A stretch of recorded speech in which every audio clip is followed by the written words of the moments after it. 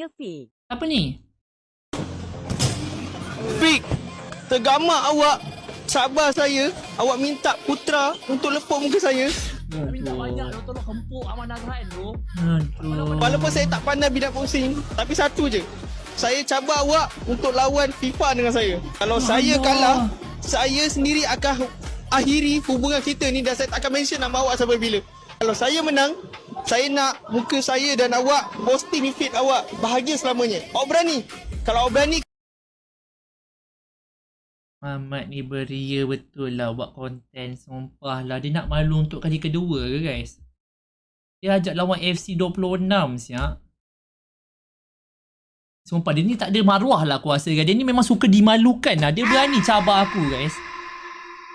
Tak, aku satu benda je. Kalau betul lah kalau betul kan.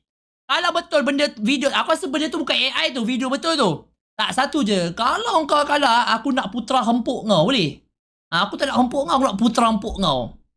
Bagi kau menangis sikit. Lawan FIFA dengan aku. Dia ingat aku ayam dekat FIFA guys.